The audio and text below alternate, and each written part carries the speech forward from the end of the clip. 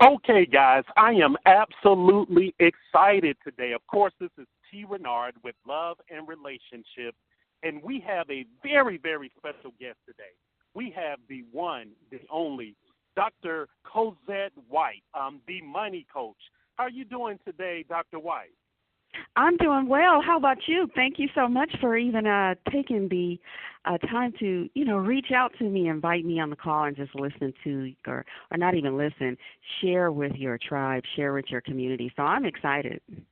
Well, I tell you what, I am the excited one because actually just reading your bio, I see that you're a best-selling author. You're a financial analyst, tax strategist. Been on Black Enterprise and Forbes and Huffington Post. But I tell you, the one award that I'm most impressed with, the President's Lifetime Achievement Award by President Obama. Wow, what an Yes. amazing accomplishment. Yes, that is just that award there, very humble, very honored, to be honored by the president of all people, very high on the list there. But it's all about the community service and giving back to the community. That's what that award is, the service hours that I've put in over the years and just giving back. The nonprofit organization that I have where we give scholarships to graduating high school seniors and things like that. So very humble to have that on my list of things that I've accomplished in my lifetime. Wow, that is absolutely amazing. So I want to jump right into the subject. Now, here on the Love and Relationship podcast, we talk about love and relationships from a male perspective.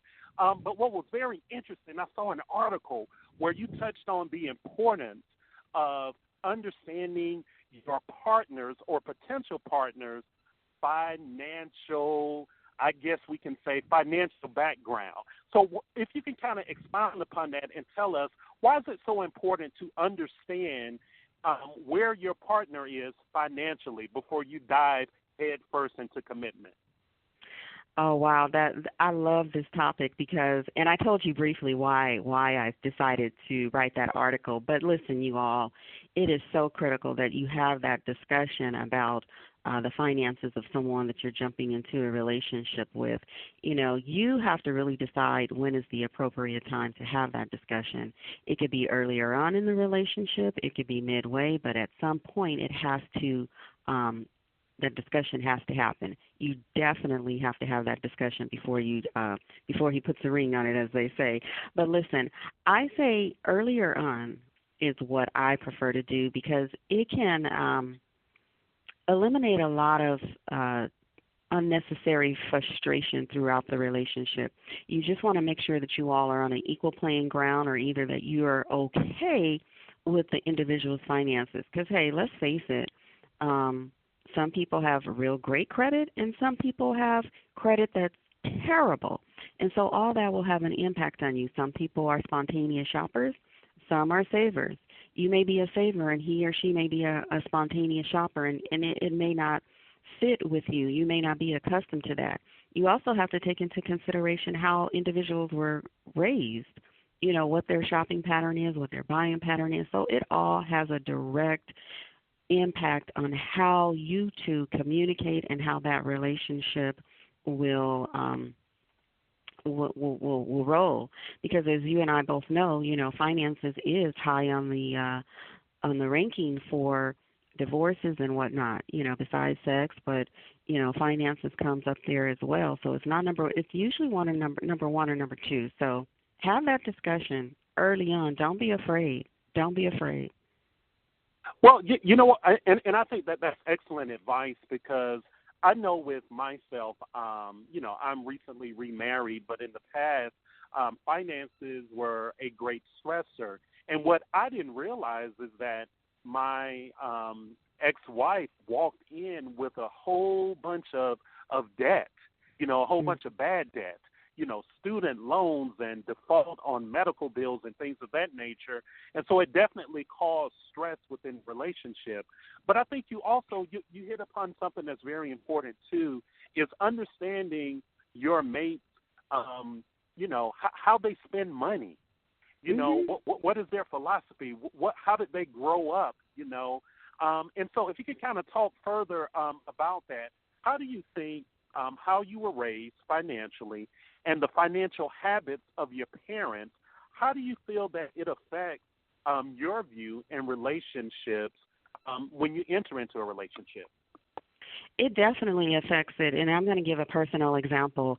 When I was married, I was a saver. Initially, I was a saver, and my ex-spouse was the spender, and it started out with separate accounts, and then we merged into the joint accounts.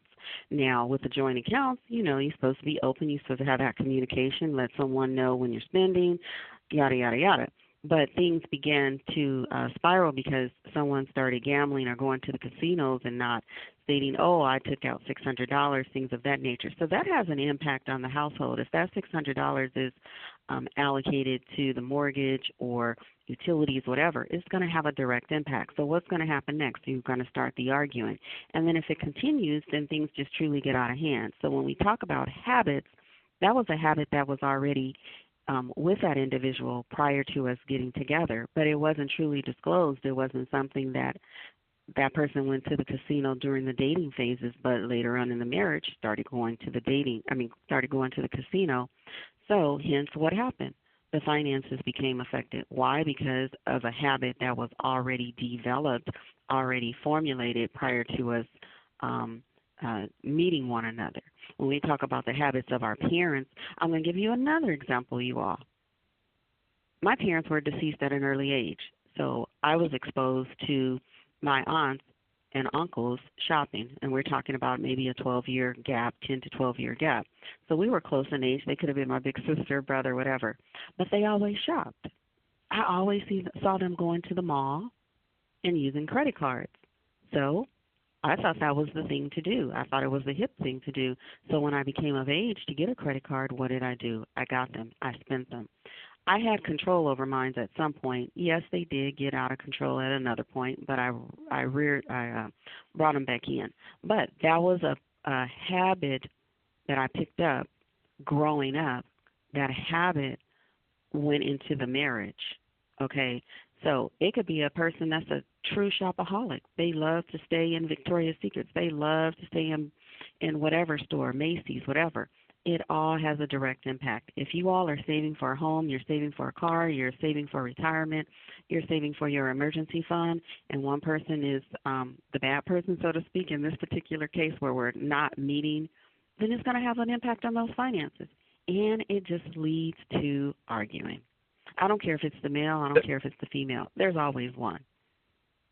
Wow, I definitely think that is true. And, you know, now I saw something, I was reading an article that you had written, and I got excited because it said financial fornication. And I was like, wow, so is this like, you know, sex, talking about money with a whole bunch of 10s and 20s being thrown around? I mean, financial fornication, tell us exactly what is that? Well, financial fornication, think about it, what I just said. Think about the person that goes out and gambles and not telling their spouse. They're taking the money out of the account, and that money is already designated for something, but when we go to get it, we don't have it. It's not there. So that's what it is. And, you know, in that article that I wrote, I also put this, and I'm just being blunt and straight to the point.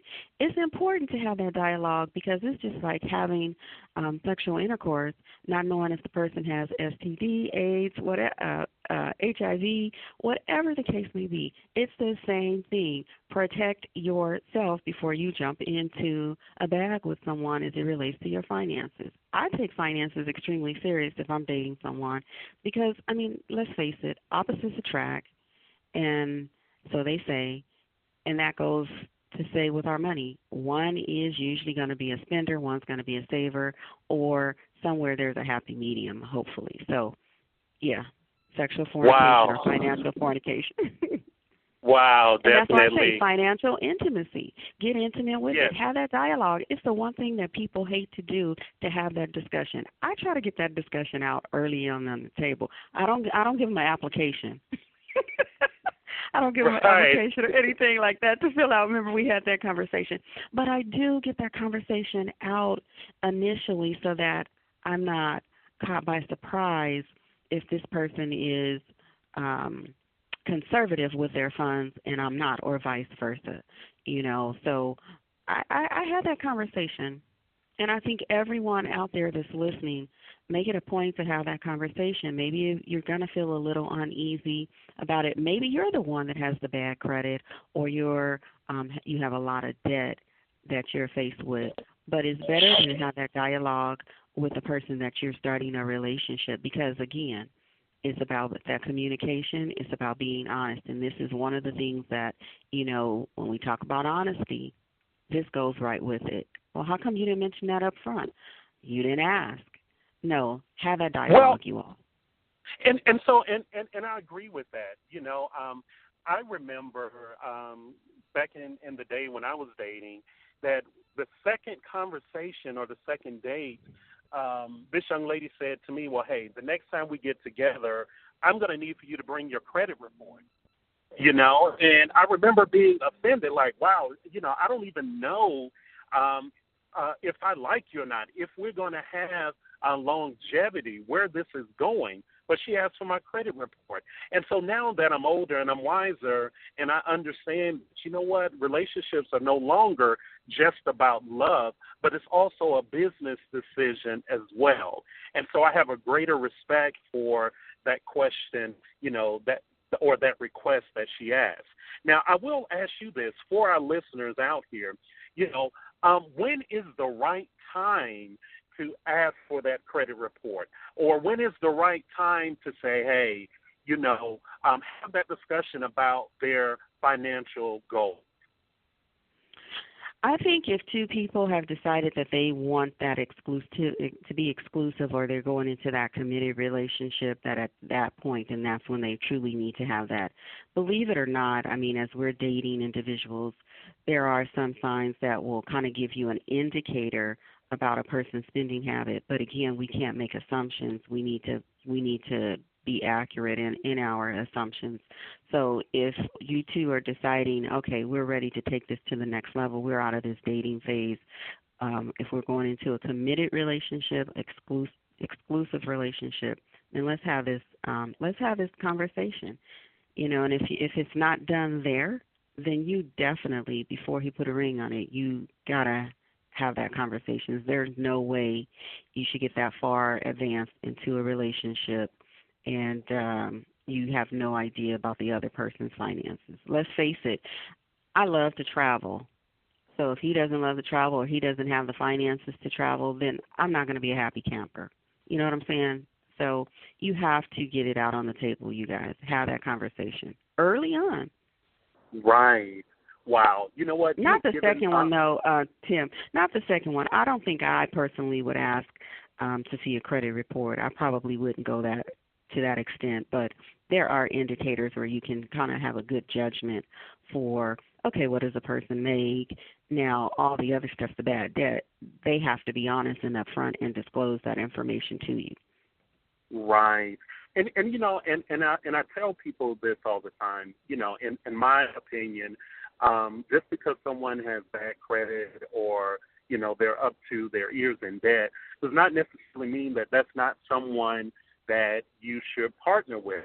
I think the key here is to have a true understanding of actually what you're getting into. Because one thing about going into a marriage, going into serious relationships, you take on their debt and responsibilities as well. And so, and again, bad credit it doesn't mean that person is a bad person. It just means that they possibly made some bad decisions as it relates to, handling finances. And so with me, my mindset has always been, hey, you know what? It's all about who's better with handling the finances. If I'm not good at handling finances and you are, then guess what? Then in this relationship, you take the lead in that area.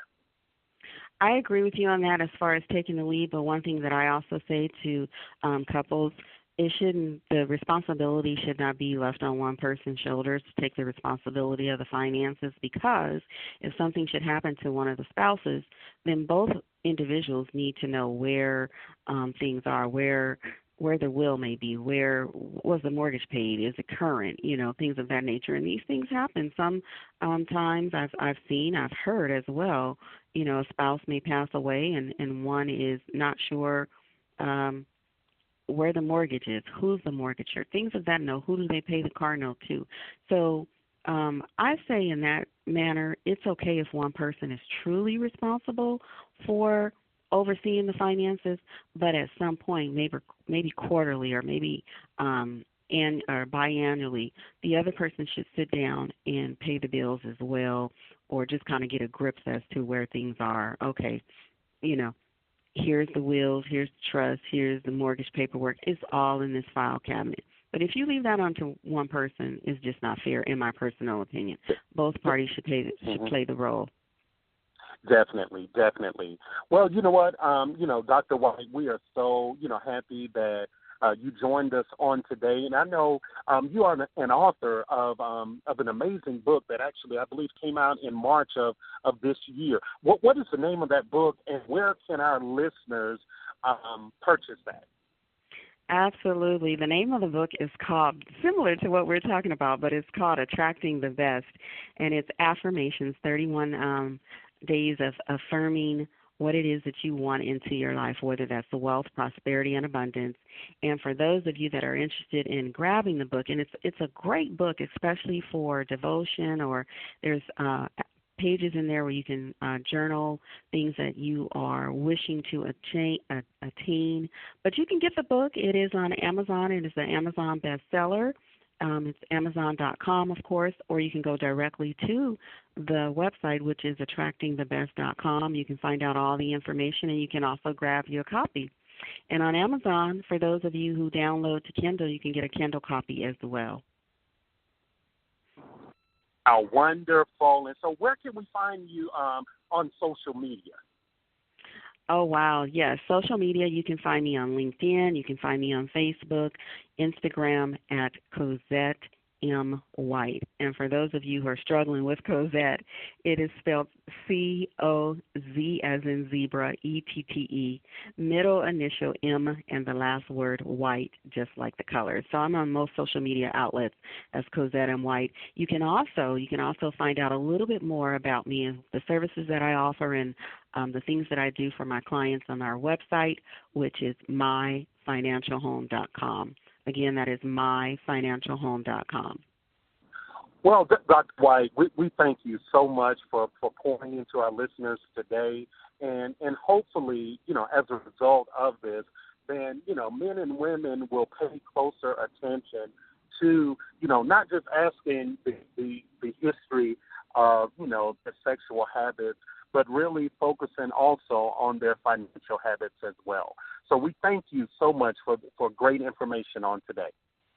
Absolutely. Have a fantastic day. And again, thank you.